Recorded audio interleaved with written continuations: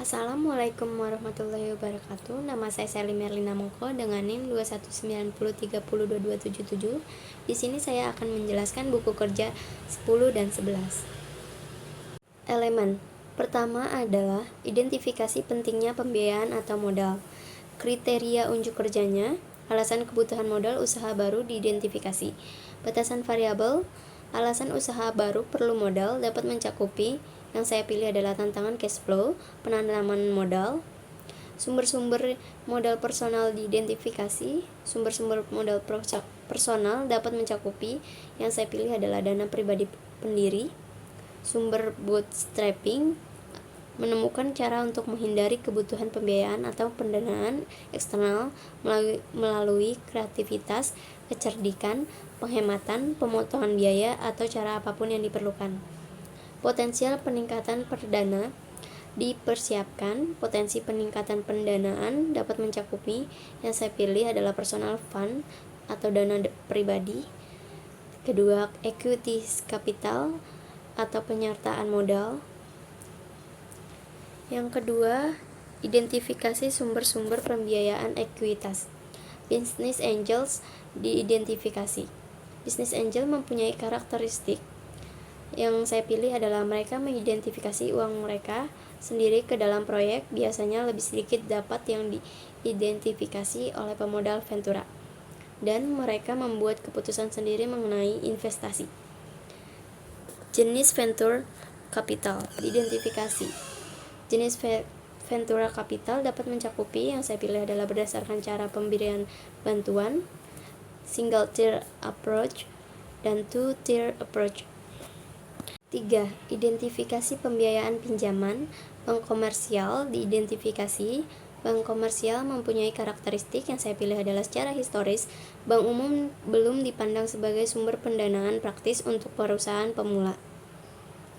SBA Guaranteed Loan diidentifikasi. SBA Guaranteed Loan memiliki karakteristik. Yang saya pilih adalah pinjaman tersebut untuk usaha kecil yang tidak dapat memperoleh kredit di tempat lain. Sumber-sumber pinjaman dan diidentifikasi. Sumber-sumber pinjaman lain dapat mencakupi. Yang saya pilih adalah kartu kredit atau sebaiknya digunakan secukupnya, dan organisasi yang meminjamkan uang ke kelompok. Yang keempat, identifikasi sumber-sumber kreatif pembiayaan dan modal. Leasing atau sewa diidentifikasi. Leasing atau sewa memiliki karakteristik. Yang saya pilih adalah sewa merupakan perjanjian tertulis di mana pemilik properti mengizinkan seorang individu atau bisnis untuk menggunakan properti tersebut selama jangka waktu tertentu dengan imbalan pembayaran. Dan yang saya pilih, leasing hampir selalu lebih mahal daripada membayar uang tunai untuk barang. Jadi kebanyakan pengusaha menganggap leasing sebagai alternatif untuk ekuitas atau pembiayaan utang. SBIR atau Small Business Innovation Research and STTR, Small Business Technology Transfer Grant Programs diidentifikasi. SBIR dan STTR memiliki karakteristik. Yang saya pilih adalah program ini memberikan hibah tunai kepada pengusaha yang mengerjakan proyek di area tertentu. Buku kerja 11. Identifikasi dan evaluasi peluang pemasaran. Unit usahanya kedai muko, produk dan jasanya, food and beverage. Langkah yang pertama, identifikasi peluang pemasaran, kriteria kinerjanya, informasi tentang kebutuhan pasar, dan jenis pemasaran dianalisa untuk mengidentifikasi peluang pemasaran. Hasil atau rekaman hasil. Informasi tentang kebutuhan pasar dapat mencakupi. Yang saya pilih adalah kinerja pesaing, kebutuhan pelanggan, persyaratan hukum dan etika, tren dan pengembangan pasar. Jenis pemasaran dapat mencakupi. Yang saya pilih adalah pemasaran bisnis ke bisnis, pemasaran langsung. 1.2. Potensi pasar baru dan kontribusi pada bisnis diteliti untuk masuk, membentuk, atau memengaruhi pasar dalam hal kemungkinan kontribusi terhadap bisnis. Potensi pasar baru dapat mencakupi. Yang saya pilih adalah e-commerce. Kontribusi pada bisnis dapat mencakupi. Yang saya pilih adalah berpengaruhnya pada volume penjualan. 1.3. Pendekatan kewirausahaan inovatif dan ide-ide kreatif diidentifikasi untuk aplikasi bisnis potensial mereka, dan dikembangkan menjadi peluang pemasaran potensial. Pendekatan kewirausahaan, inovatif, dan ide-ide kreatif dapat mencakup yang saya pilih adalah institutional approach atau supplier, produsen, perantara, pedagang, perantara agen, perusahaan saingan, atau pembelian akhir. 1.2. Potensi pasar baru dan kontribusi pada bisnis diteliti untuk masuk, membentuk, atau memengaruhi pasar dalam hal kemungkinan kontribusi terhadap bisnis. Potensi pasar baru dapat mencakupi yang saya pilih adalah e-commerce. Kontribusi pada bisnis dapat mencakupi yang saya pilih adalah berpengaruhnya pada volume penjualan.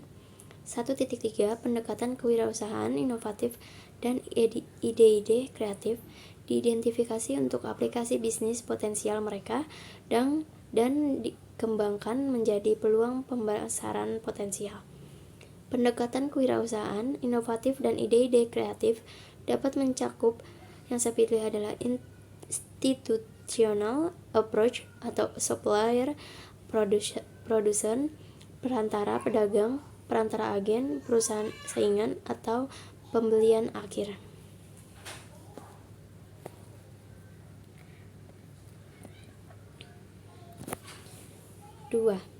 Identifikasi peluang pemasaran. 2.1. Peluang pemasaran diidentifikasi kemungkinan mereka cocok dengan tujuan dan kemampuan organisasi. Peluang pemasaran dapat mencakupi yang saya pilih adalah pengembangan pasar atau menjual kepada pelanggan baru, bisa menjadi pelanggan baru di luar negeri, atau pelanggan baru di segmen baru. 2.2. Hasil evaluasi peluang diidentifikasi untuk menentukan dampaknya pada bisnis-bisnis. 2.2. Hasil evaluasi peluang diidentifikasi untuk menentukan dampaknya pada basis bisnis dan pelanggan saat ini. Hasil evaluasi peluang dapat mencakupi yang saya pilih adalah desain fungsional dari produk dan daya tarik penampilannya, daya tahan bahan baku produk, keamanan produk tidak menimbulkan, daya guna yang bisa diterima, dan standarisasi. 2.3. Kelayakan finansial dari setiap peluang pemasaran dinilai berdasarkan faktor eksternal, biaya, manfaat, risiko, dan peluang. Kelayakan finansial dapat mencakupi yang saya pilih adalah biaya, manfaat, dan peluang. 2.4. Kemungkinan strategi pesaing potensial diidentifikasi dari pesaing dengan produk atau jasa yang sama. Strategi pesaing dapat mencakupi yang saya pilih adalah pemotongan harga, penjualan 2 untuk 1, 2.5. Ranking peluang pemasaran dalam hal kelayakan dan kemungkinan. Ranking peluang pemasaran dapat mencakupi top ranking topik. 3. Evaluasi perubahan yang diperlukan untuk operasi bisnis saat ini. 3.1. Perubahan yang diperlukan untuk operasi saat ini untuk mengambil keuntungan dari peluang pemasaran yang layak. Perubahan yang diperlukan dapat mencakupi yang saya pilih adalah manajemen proses kreatif end-to-end, data pemasaran, dan analisa. 3.2. Perubahan organisasi untuk layanan basis pelanggan yang meningkatkan atau berbeda, termasuk penyediaan untuk kualitas layanan berkelanjutan kepada pelanggan yang sudah ada. Perubahan organisasi dapat mencakupi yang saya pilih adalah struktur of fungsional organisasi dan organisasi lini dan staf. 3.3. Perkiraan kebutuhan sumber daya untuk operasi yang diubah. Perkiraan kebutuhan sumber daya. Yang saya pilih adalah biaya distribusi, biaya produksi, penelitian dan pengembangan, dan pelatihan staf. 3.4. Komunikasi kelayakan membuat perubahan pada operasi saat ini kepada pemangku kepentingan utama. Komunikasi kelayakan yang saya pilih adalah jajaran direktur, manajer, tenaga pemasaran, pemilik, dan pengawas. Sekian dan terima kasih. Wassalamualaikum warahmatullahi wabarakatuh.